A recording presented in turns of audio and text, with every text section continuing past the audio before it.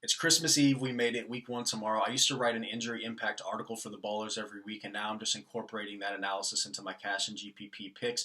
But we got to make a video here because we know how important the late breaking injury news is when you're trying to beat thousands of people, especially in tournaments. So number one, Deebo Samuel, Jalen Hurd are out for the 49ers. Cornerback Robert Alford out for the Cardinals. Great fantasy game. Let's call it for what it is. George Kittle's smash week. You can stack him with Jimmy G. And with Brandon Ayuk questionable as well. If you really want to get nuts, shout out to my boy Chris Meaney, Kendrick Bourne, and Dante Pettis on the GPP radar. Number two, Kenny Golladay, doubtful. That's significant, especially with Danny Amendola questionable, who typically always should be on your GPP radar no matter what. And then you've got Robert Quinn out for the Bears, and Khalil Mack is questionable. I want exposure to my boy Matt Stafford in the passing game.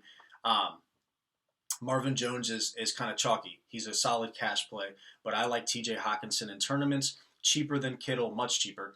Has touchdown upside. Declared himself 100% healthy recently, and he'll be lower owned. Number three, Tevin Coleman might not play with sickle cell anemia.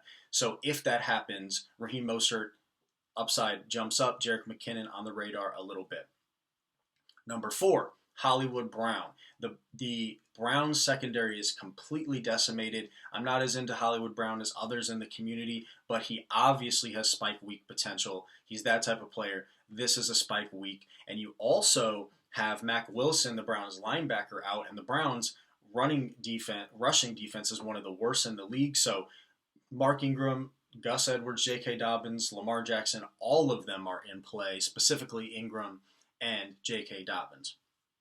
Number five, Tyrell Williams out for the year. Eli Apple out for the Panthers, and the Panthers are already going to have one of the worst defenses in history. I've been very vocal about that. That is my belief. So Henry Ruggs and Bryan Edwards absolutely on the tournament radar. Number six, Damian Harris out. Cam Newton, I think that increases his upside. Most people want to see it before they believe it. Especially if you're playing multiple, double-digit even tournament lineups, you've got to have some Cam Newton. Bill Belichick is going to unleash him. I firmly believe that in the rushing game as well. But it also increases James White's upside, and then of course Sony Michel and Rex Burkhead are laying in the weeds. Number seven, Eagles offensive line really banged up. Left tackle Andre Dillard and right guard Brandon Brooks out for the year. They're going against a Redskins Washington football team, Washington football team's defensive line that's very good, especially with the addition of Chase Young. So the Washington football team are actually very interesting on FanDuel. They're very affordable, and it can clear up salary for other positions, especially because Miles Sanders is also questionable. Sounds like he'll play, but if he were to sit, obviously that makes Boston Scott very interesting as well. Number eight, David Montgomery is questionable. Sounds like he's going to play. However, if he doesn't, I have the disclaimer in there. If you look at my GPP article, I go in depth on why I think that is very, very interesting for Tariq Cohen.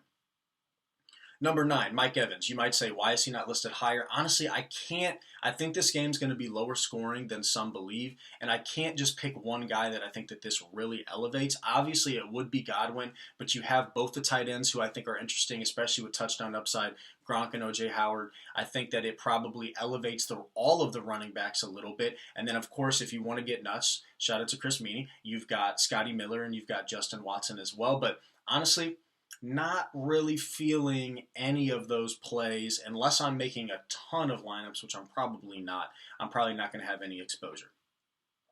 Number 10, Mike Williams is questionable, probably not going to play.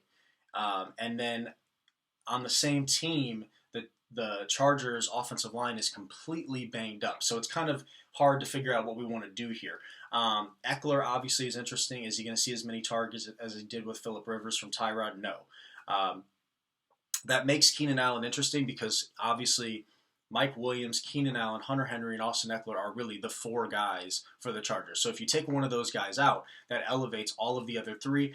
I think if you make me pick one right now, I'm mostly interested in Hunter Henry for similar reasons I said to TJ Hawkinson. I like Hawkinson better, but Henry, if he catches a touchdown, gets 6 or 7 targets, he's interesting, especially on FanDuel. Number 11, Denzel Mims is out. Shout out to Adam Levitan. It's the 3-condom play. It's the least sexy play in the world, but Jamison Crowder, who got oodle, oodles and oodles, if you want to say it that way, of targets against the Bills last year. We'll probably get a number of targets against them again. Rashad Perryman has been out for a ton of camp. Obviously, it increases Chris Herndon as well. We're doing main slate first, right? So now we can move over to Cortland Sutton. If Cortland Sutton doesn't play, that increases Noah Fant, Jerry Jeudy, KJ Hamler, if KJ Hamler's out there as well. I think that hits on the majority of them. Good luck. Let's crush in week 1. Let's get it.